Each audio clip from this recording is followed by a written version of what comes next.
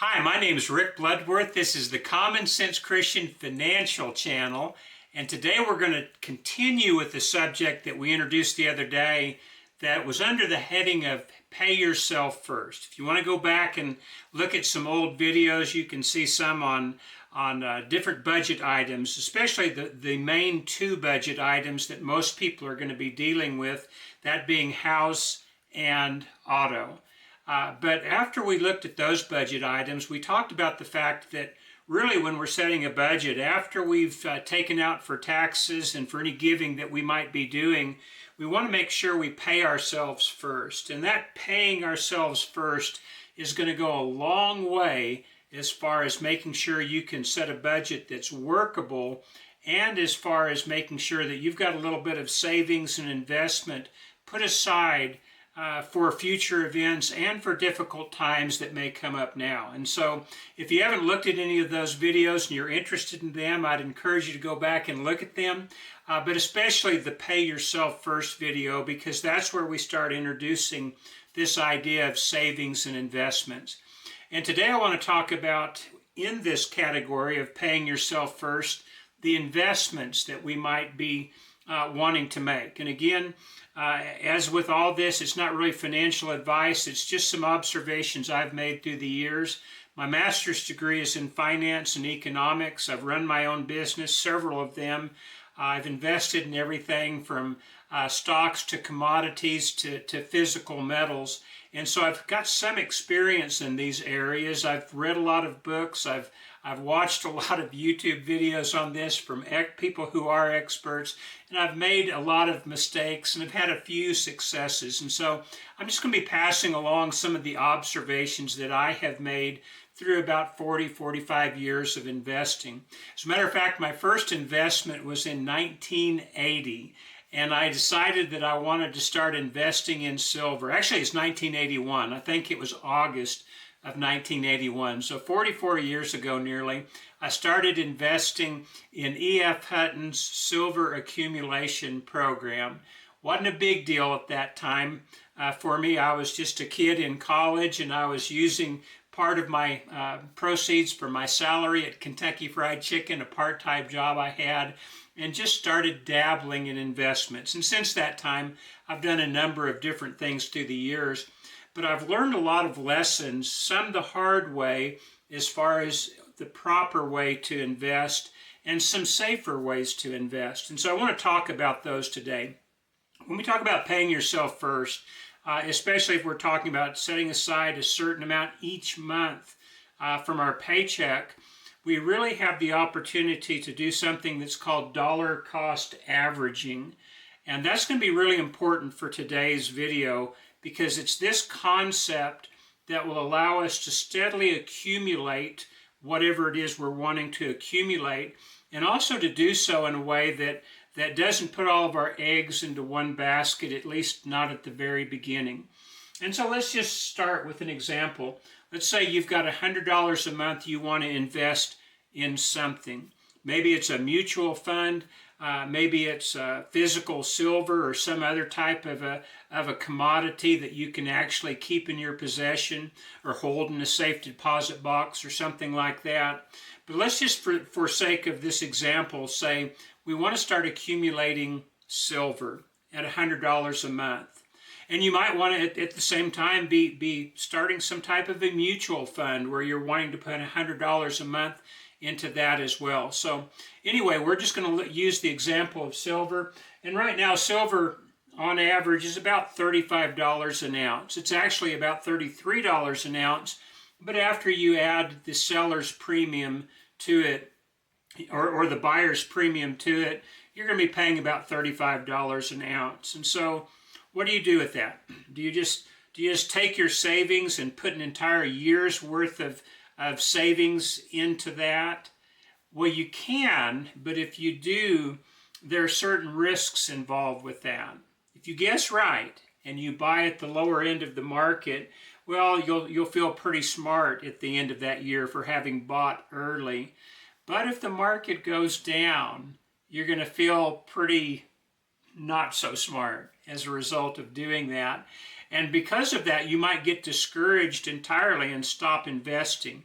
Well, this dollar cost averaging is going to protect you from that type of a problem. While it may limit some of the profits had you guessed right and invested it all at once, it's certainly going to smooth things out, and especially losses. And so we want to start with an example of either a mutual fund that's selling for $35 per share, or an ounce of silver that's selling for $35 an ounce, and just kind of use that as we go through on this example. Let's say the first month, an ounce of silver will cost you about $35 after the premium per ounce. Well, you're going to be able to buy approximately 3 ounces with $100. Actually, it's going to be 105. We'll round it down just a little bit on that. The second month, things are going great. You've started investing in something that's going up in value, and now it's $40 an ounce, and you're just really happy about that. But when you go in, you can only buy about 2.5 ounces this month because it's more expensive. And let's say in month 3, it's really going up nicely, and now it's $50 an ounce. You are riding the wave up. You're investing into it. Everything's going great. You buy 2 ounces of silver, because that's all $100 will buy you in the third month. And then the fourth month, reality of investing sets in, and your investment takes a drop. Now it's down to $40 an ounce. But the good news is, instead of just being able to buy 2 ounces of silver this month, you can buy 2.5 ounces. So you're getting a little bit more silver, or mutual fund shares, whatever you want to use as your example. But in the fifth month, it continues to drop. Now it's $35 an ounce. Well, you can buy 3 ounces, but you're starting to feel like maybe you've made a mistake. Everything you've bought so far is either staying the same or going down. And then month 6, you buy again. It's just $25 an ounce. Well, the good news is you can buy 4 ounces with that $25 an ounce, and so you get a little bit more silver, but again, your overall investment is just going down. And then in months 7 and 8, it just gets worse. It drops to $20 an ounce and stays there for a couple of months. And so you go ahead with your plan, your dollar cost averaging. You buy each month $100 worth of silver at $20 an ounce. That's $5 a month, or a total of 10 ounces for the 2 months. And then you get to months 9 and 10, and silver has dropped to $15 an ounce. And you're feeling really bad about your investment at this point. But you go ahead and you keep with your plan, and you buy about a little over 6 ounces of silver each month. It's going to give you 13 ounces of silver for these 2 months at $15, about $195 for 2 months worth of your dollar cost averaging. And then month 11, finally, it starts going back up a little bit more. Still not anywhere near where you got in, but it's starting to go up. You go ahead and you buy your 5 ounces that you can buy with $20 an ounce for a $100 budget. And then in month 12, it goes up to $25 an ounce. You buy 4 ounces and you're done for the year.